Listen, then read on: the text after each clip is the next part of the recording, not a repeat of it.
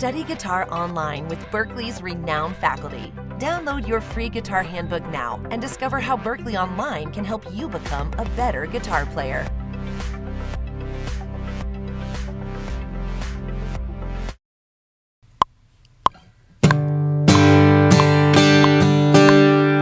Are you tired of playing out of time? Premier Guitar has the solution for you. Playing in time and staying in the pocket. That's what we're talking about today. And it is the difference between a professional sounding recording or performance and a not so professional sounding recording or performance. Now, obviously, many of us who played any type of musical instrument have practiced to a metronome. And that is a great first step. You should absolutely be doing that. And it holds you accountable. But we're going to hold you even a little bit more accountable today, because the way to improve at something is deep self-reflection, or in our case as musicians, recording ourselves. So for this lesson, grab whatever you can use to record. It's available. I mean, this is available in a variety of ways these days. You have a tablet, a phone, a computer. There's free software out there. You just need something that's a multi-track recorder, preferably something that has a click track, and then maybe some programmable drums or shakers or something like that. We're going to jump over to my DAW here, and we're going to do some demonstrations, and we're going to build this. It's building blocks. Now, to start out with, I mentioned metronomes. Metronome, click track, basically the same thing. So I've got a couple tracks here, just a guitar that I'm going to be playing along with, and then, as you can see, some more percussion and drums to add to the scenario as we go. And I'm going to explain why I think that's important. So just to demonstrate, I'm going to go ahead and record 8 bars of something here. Very straightforward, very simple. And that's kind of the point. So often we're looking at complicated guitar parts, crazy fast leads, and that's all well and good. But if we don't have the building blocks of being in the pocket on something very simple, those things are harder to get to when it comes to the fast leads and all that. But they're also kind of made irrelevant if you can't perform a simple rhythm guitar part right locked in the pocket. So that's what we're going to help with today. I'm going to do the first pass here to just the click track, and we'll see how that comes out. So here we go.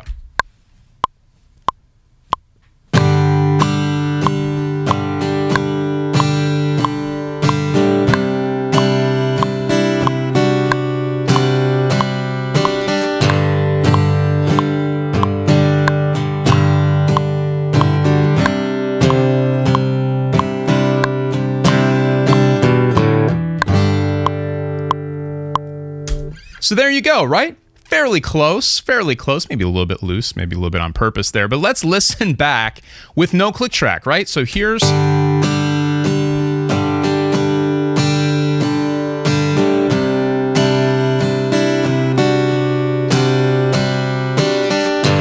Very simple, very straightforward, and fairly usable, as you might think at first, acoustic guitar track. But when you bring the click back in, let's listen to this. And now you start to see some issues.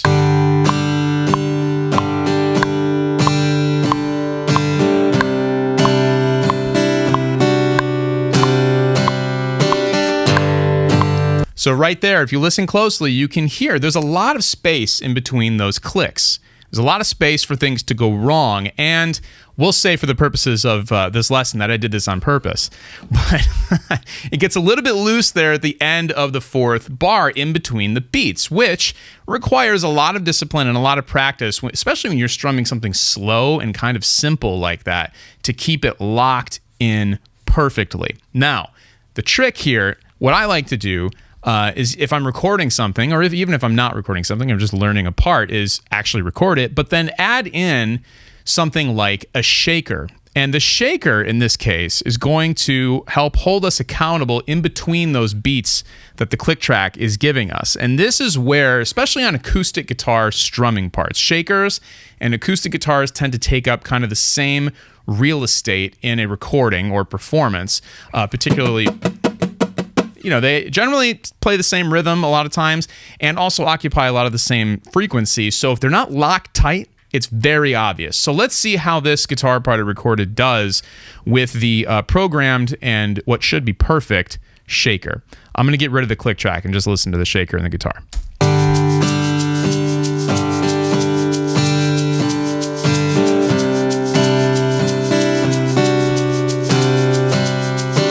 So if I'm a producer, that track is no good. Can't use it. I can't use it because it is not locked in to that shaker. So had I recorded it to the shaker, maybe I would have come up with something better. Let's try that. I'm going to bring the click back in, and then I'm going to record that same-ish part with both the click track as well as the shaker.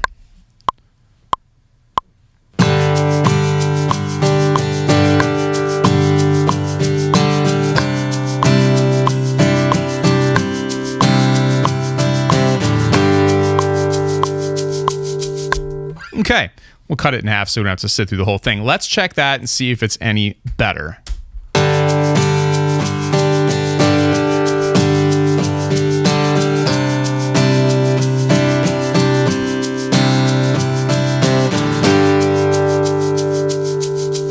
It's getting better. It's a little bit tighter, but honestly, it's not tight enough. So now what you can start to do is add in some more elements. And in this case, I'm bringing in a drum track. Let's bring in the drum track. We'll leave the shaker in. And now we're starting to put your very simple guitar part into context of how it would actually be used. Now, obviously, if you're a solo performer, you can get away with a lot when it comes with tempo. And sometimes you want to do that. Sometimes a song will require you to push and pull a little bit on the tempo. But when it is not a song that requires that, trust me when I tell you, your performances are going to be much more convincing, compelling, and interesting if you are locked in the pocket, even though you don't have a drummer there. But in this case, we're going to play something to a drum track, which should also be perfect and right on. I'm going to leave the click in, we're going to leave the shaker in, and I'm going to try to play the same thing and try to dial it in even tighter.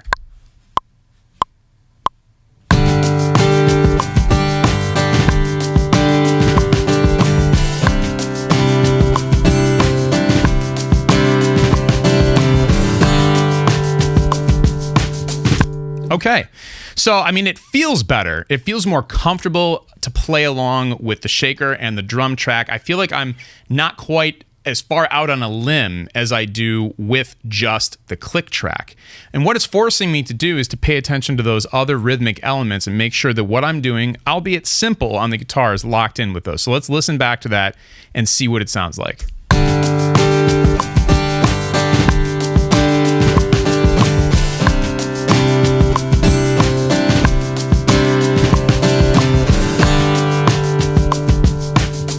Okay, it's getting tighter, but let's do something. Let's take away the drums. Let's take away the drums. We're going to take away the click, and we're just going to listen to that guitar that I just recorded with only the shaker. Let's take a listen.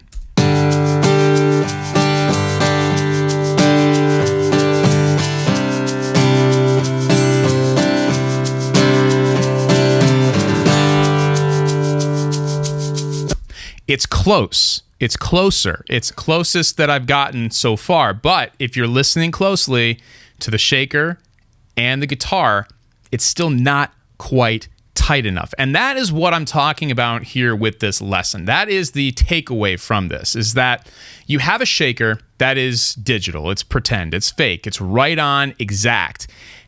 And if you listen back, you're going to start to think, wait, that shaker's off. That shaker's not on. How is that possible? Wrong. It's your guitar part that's off. So this is a very simple guitar part. It's boring, sure, but you can see that it is a challenge to get it locked in perfectly. And that is my challenge to you for this lesson. Grab your favorite DAW, whether it's on your phone, your tablet, your computer, sit down, throw a shaker, maybe a drum track, definitely a click track, and start to record yourself and see what happens. See how close you are. Build the blocks like that. Start out with the metronome, add the shaker, add the drums, and then work backwards and see if your parts are improving. And this is not just for those of us who are recording. Even if you don't plan on recording anything, hey, I just play live. That's all I do. I just play for fun. It's still a great idea to record yourself to a metronome, to a drum track, to a percussion track, and see how you're doing, because that's only going to benefit you no matter how you go out and perform.